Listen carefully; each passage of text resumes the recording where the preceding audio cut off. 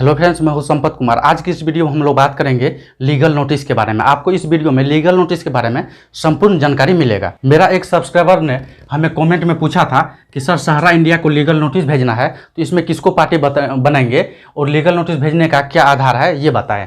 तो आज की इस वीडियो में हम आपको लीगल नोटिस के बारे में टोटल चीज़ बताएंगे कि लीगल नोटिस क्या है, लीगल नोटिस कब भेजें, खुद से आप लीगल नोटिस कैसे भेज सकते हैं और यदि आपको लीगल नोटिस मिलता है तो ऐसी परिस्थिति में आपको क्या करना चाहिए। ये सभी टॉपिक के बारे में स्टेप बाय स्टेप आज की इस वीडियो में आपको जानकारी मिलेगा। तो चलिए सबसे पहले हम लोग बात कर लेते हैं कि लीगल नोटिस क्या है। तो देखिए, लीगल नोटिस यदि आप कोई भी स्टेप लेने जा रहे हैं तो उसको यदि बिना कोर्ट जाए यदि समझौता के तहत उसे आप खत्म करना चाहते हैं या फिर कंप्रोमाइज़ करना चाहते हैं तो ऐसी परिस्थिति में आप लीगल नोटिस भेज सकते हैं। तो देखिए, लीगल नोटिस जो है इसको कानूनी नोटिस कहा जाता है। हालांकि कुछ ऐसे सरकारी संस्था है जहां पे आप आरटीआई भेज सकते हैं, यानी कि जो भी गवर्नमेंट का संस्था है वहां तो आप आरटीआई भेज सकते हैं। लेकिन यदि कोई प्राइवेट आदमी है तो उसको तो आप आरटीआई से कुछ नहीं पूछ सकते हैं। तो ऐसी परिस्थिति में आप लीगल नोटिस भेज सकते हैं। लीगल नोटिस का सबसे बड़ा खासियत है कि आप ये गवर्नमेंट को भी भेज सकते हैं और जो है नगर परिषद को भी भेज सकते हैं और आम आदमी को भी ये नोटिस भेज सकते हैं। कुछ जगह जो है लीगल नोटिस भेजना बहुत इंपॉर्टेंट माना गया है कि वहाँ आपको लीगल नोटिस भेजना ही होगा। आप डायरेक्ट केस फाइल नहीं कर सकते। जैसे देखिए, यदि चेक बाउंस का मामला है, यदि आप कोई व्यक्ति से चेक लिए हैं और वो चेक बाउंस हो गया है तो ऐसी परिस्थिति में आपको चेक बाउंस के 30 दिन के अंदर लीगल नोटिस भेजना जरूरी है। और 30 दिन के अंदर आप लीगल नोटिस भेजेंगे तो उस लीगल नोटिस में 15 दिन का उसे टाइम देंगे कि आप जो है चेक आपका बाउंस हो गया है, आप जो है मुझे कैश में भुगतान करें, अदरवाइज हम आप पे केस फाइल करेंगे।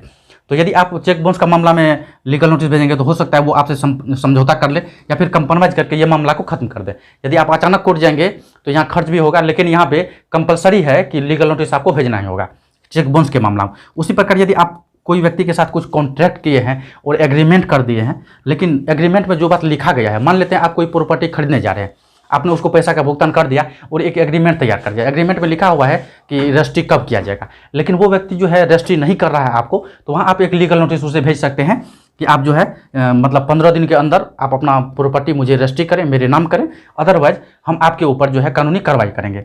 तो यहाँ आपका काम हो जाएगा। अब मान लीजिए आप यदि डायरेक्ट कोर्ट जाएंगे तो वहाँ ज़्यादा खर्च भी होगा और आपको एडवोकेट भी हायर करना होगा, ठीक है। तो यदि लीगल नोटिस आप भेजते हैं तो हो सकता है यदि वो कंप्रोमाइज़ कर ले, समझौता कर ले आपसे, आपका काम करवा दे, रजिस्ट्री करवा दे, आपके नाम वो जमीन रजिस्ट्री कर दे, तो यहाँ आप बहुत बड़ा झंझट से बच सकते हैं। उसके बाद देखिए, यदि कोई कंज्यूमर का डिस्ट्रीब्यूट हो तो वहाँ भी आप लीगल नोटिस फाइल कर सकते हैं। उसी प्रकार यदि आपको मनी किसी से रिकवरी करना हो, पैसा प्राप्त करना हो, तो वहाँ भी आप लीगल नोटिस भेज सकते हैं। उसके बाद है रेंटर। यदि आप अपना मकान में किसी को रेंट दिए हैं और वो आपको समय से रेंट नहीं दे रहा है या फिर आपको उसे खाली करवाना हो तो ऐसी भी परिस्थिति में लीगल नोटिस भेजा जाता है। तो अब अभी तक में आप जान गए होंगे कि लीगल नोटिस जो है कहाँ कहाँ भेजना चाहिए और क्यों भेजना चाहिए। अब चलिए हम लोग बात कर लेते हैं कि लीगल नोटिस कब भेजिए। तो आपने देख लिया कि कौन कौन समस्या यदि आपके साथ उत्पन्न होगा। इसके बाद भी और कई है, तो मैंने एग्जाम्पल में जो है यहाँ कुछ मुख्य पॉइंट को लिया है। तो ऐसी स्थिति में आप लीगल नोटिस भेज सकते हैं। देखिए, लीगल नोटिस जो है ना आप खुद से भी भेज सकते हैं। लीगल नोटिस भेजना बहुत आसान है। आप एक A4 पेपर लेंगे, उसमें जो है ऊपर में जो है आप अपना नाम लिखेंगे, बनाम देके उस व्यक्ति का नाम लिखेंगे जिसे आप लीगल नोटिस भेजने जा रहे हैं, उसका नाम के साथ पूरा पता लिखेंगे। उसके नीचे जो है वो पूरा डिस्क्रिप्शन आपको मेंशन करना होगा कि उसके साथ आपका कौन कॉन्ट्रैक्ट था या फिर चेक बाउंस का मामला हो, जो भी हो, आप वो टोटल बात को उसमें दर्शा देंगे। मान लीजिए यदि आप चेक लिए हैं तो आप ये लिखेंगे कि आपने फलना डेट में इतना रुपया का चेक दिया है, चेक का नंबर ये है और ये चेक बाउंस हो गया है, ठीक है। ये टोटल जो है जानकारी आप उसमें मेंशन कर देंगे। उसके नीचे सबसे नीचे जो है अतः में, पेपर के सबसे नीचे में अतः में आपको ये चीज़ लिखना होगा कि इस लीगल नोटिस का जवाब आप 15 दिन के अवधि में दे, यानी कि लीगल नोटिस का जवाब 15 दिनों तक में दे, अदरवाइज आपके ऊपर कानूनी कार्रवाई करने के लिए हम स्वतंत्र रहेंगे, ठीक है। यदि आप कोई आम व्यक्ति को लीगल नोटिस भेज रहे हैं तो उसका जो अवधि होता है वो 15 दिनों का होता है। उसको आपको 15 दिन का समय देना होगा उस लीगल नोटिस का जवाब देने के लिए।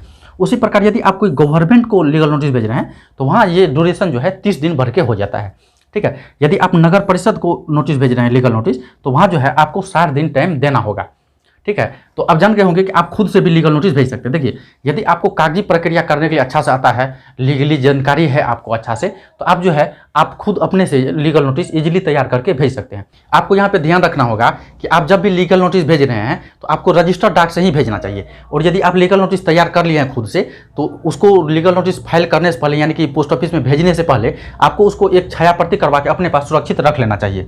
लीगल नोटिस आप कोई भी जूनियर एडवोकेट से भी फाइल करवा सकते हैं। कोई आप SDO कोर्ट का एडवोकेट से फाइल करवा सकते हैं या फिर डिस्ट्रिक्ट कोर्ट का एडवोकेट से भी फाइल करवा सकते हैं। लीगल नोटिस भेजने में मान लीजिए कि आपको जो है ना यदि आप एडवोकेट के द्वारा लीगल नोटिस भेजते हैं तो ये 500 रुपया के आसपास खर्च होगा। वैसे 200 से 300 में भी बहुत एडवोकेट आपको लीगल नोटिस भेज देंगे। लीगल नोटिस भेजना जो है बहुत टॉप नहीं है, बहुत आसान है। अब चलिए हम लोग बात कर लेते हैं, यदि आपको लीगल नोटिस मिलता है तो ऐसी परिस्थिति में आपको क्या करना चाहिए। देखिए, आपको जब भी लीगल नोटिस कोई भेज रहा है तो आपको सबसे पहले उस लीगल नोटिस को पढ़ना है, समझना है कि वो किस मुद्दे पर बात कर रहा है। यदि वो समझौता योग्य बात है तो आप समझौता कर सकते हैं, ठीक है। और यदि आपको कुछ समझ में नहीं आ रहा है कि ऐसी स्थिति में क्या करना चाहिए तो आप कोई भी लॉयर या फिर कोई एडवोकेट का हेल्प ले सकते हैं। अब चलिए हम लोग बात कर लेते हैं कि सहारा इंडिया को नोटिस कैसे भेजा जाएगा। मेरा एक सब्सक्राइबर ने काफ़ी लंबा चौड़ा मुझे जो है कमेंट किया था, वो कमेंट वेबसाइट पे अभी भी है, आप मेरा वेबसाइट पे जाके देख सकते हैं, ठीक है। उन्होंने कहा कि मेरा सहारा इंडिया में जो है 15 लाख रुपया फंसा हुआ है और 2019 में जो है इसका मैच्योरिटी का डेट हो गया था, ठीक है, लेकिन अभी तक जो है हमें पैसा नहीं प्राप्त किया जा रहा है। तो ऐसी परिस्थिति में हम लीगल नोटिस किसको भेजें। साथ ही साथ उन्होंने ये भी लिखा कि एजेंट जो है उसके घर पे बार बार आया था, बहुत परेशान किया, ठीक है, और बहुत आश्वासन भी दिया था कि आपका पैसा जो है दोगुना हो जाएगा, आप सहारा इंडिया में पैसा जमा कर दें। तो ऐसी परिस्थिति में मेरा सब्सक्राइबर के साथ ये धोखा हो गया कि 15 लाख रुपया जो है उन्होंने जमा किया और 2019 में जो है उसका मैच्योरिटी पूरा हो गया। तो ऐसी परिस्थिति में वो लीगल नोटिस किसके नाम से फाइल करेगा। तो देखिए, यहाँ पर लीगल नोटिस उसे कम से कम 2 भेजना ही चाहिए। पहला एक लीगल नोटिस उसे जो है उसको भेजना चाहिए एजेंट को, क्योंकि उन्होंने इसे आश्वासन दिया था, ठीक है। आश्वासन दे के जो है लीगल नोटिस, आश्वासन दे के जो है सहारा इंडिया में पैसा इन्वेस्ट करवाया।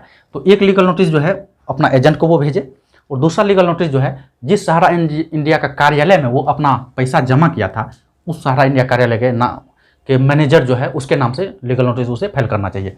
और इस लीगल नोटिस में जो है उसे 15 दिन का टाइम अवधि देना चाहिए, ठीक है। क्योंकि देखिए, सहारा इंडिया जो है कोई गवर्नमेंट संस्था नहीं, आपको ये ध्यान में रखना होगा। यदि 15 दिन के अंदर वो लीगल नोटिस का जवाब नहीं देता है तो ऐसी परिस्थिति में उस व्यक्ति को जो 15 लाख रुपया जमा किया है उसे कोर्ट में केस फाइल कर देना चाहिए, कंज्यूमर कोर्ट में केस फाइल कर देना चाहिए। यदि आप चाहते हैं कि कंज्यूमर कोर्ट में कैसे केस फाइल किया जाता है उसके विषय में भी कुछ आप जानकारी लेना चाहते हैं, वीडियो चाहते हैं, तो आप मुझे कमेंट में लिख सकते हैं, ठीक है।